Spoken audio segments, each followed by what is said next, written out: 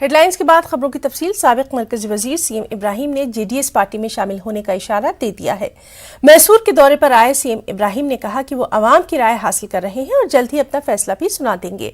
Congress party के मौजूदा रुकने काउंसिल सीएम इब्राहिम ने कहा कि मुसलमानों के लिए 3 पार्टियां, जेडीएस, ममता बनर्जी की तृणमूल कांग्रेस और अखिलेश यादव की समाजवादी पार्टियां मुतबादिल रास्ते हैं।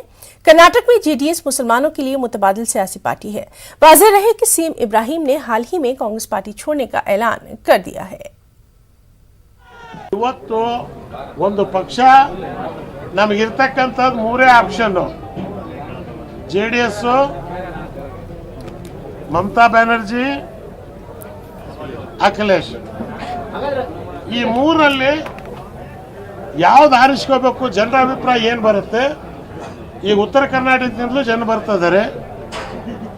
ಜಯೇಶ್ ಪಾಟೀಲ್ರ ಮಗ, ವೀರೇಂದ್ರ ಪಾಟೀಲ್ರ ಮಗ, ಈ ಏನು ಒಳ್ಳೆ ಬೀಜಗಳಿದಾವಲ್ಲ, ಹಳೆ ತಳಿಗಳು, ಅವೆಲ್ಲ ಬೀಜಗಳನ್ನ ಶೇಖರಣೆ ಮಾಡ್ತಾ ಇದ್ದೀನಿ ನಾನು. ಇಲ್ಲ, ಇರೋ ಪಕ್ಷನೇ ಸುಣ್ಣ ಬಣ್ಣ ಹೊಡೆದು ಸರಿ ಮಾಡ್ಕೋತೀವಿ. कर्नाटक में मजलिस इत्तेहादुल मुस्लिमीन के रियासती सदर उस्मान गनी को मकामी अदालत से जमानत मिल गई है। उन्होंने भारत माता की जय नारे के सिलसिले में मुतनाज़ बयान दिया था। हिंदू तंजीमों ने अलक्कल पुलिस स्टेशन में इस सिलसिले में शिकायत दर्ज कराई थी। गुज़िश्ता चंद दिनों से उस्मान गनी फरार थे।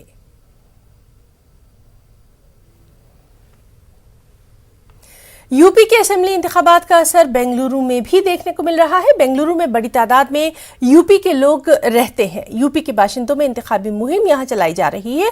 वीएचपी लीडर शशिकांत शर्मा और उनके साथी योगी आदित्यनाथ के हक में मुहिम चला रहे हैं और योगी हुकूमत के कारनामों का जिक्र कर रहे हैं। चुनाव हर 5 साल में आने वाला एक हम सबसे बड़ा त्यौहार है, फेस्टिवल है, ठीक है। और जैसे होली, दिवाली, ईद, बकरीद और भी जो त्यौहार होते हैं, लोग दूसरे गांव से अपने गांव जाते त्यौहार मनाने। ये भी एक ऐसा त्यौहार है जिसको मनाने के लिए बेंगलोर हो, कर्नाटक हो, आंध्रा हो, तेलंगाना हो, गोवा हो, तमिलनाडु, केरला हो, वहाँ के लोग अपने गांव जाते हैं एक सिर्फ वोट डालने के लिए, क्योंकि एक वोट डालना उनके लिए सबसे बड़ा त्यौहार है, ठीक है। बेंगलोर से भी एक बहुत बड़ी टीम जा रही है और हम सबका एक ही लक्ष्य है,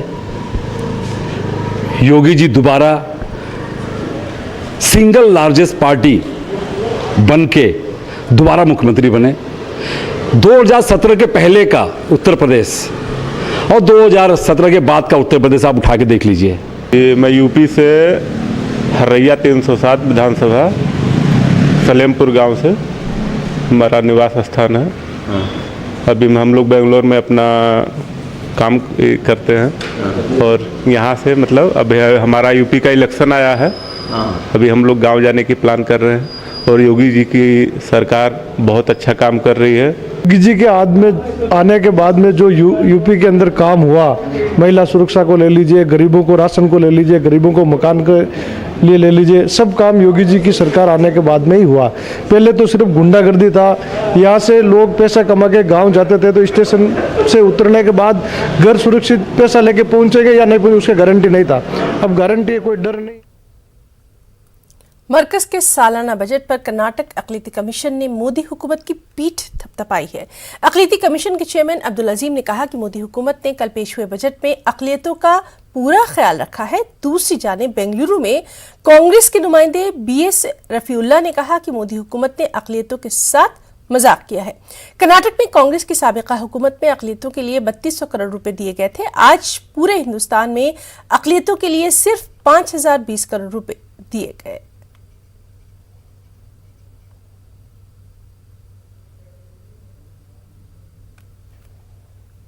खबरों में इतना ही। आदाब।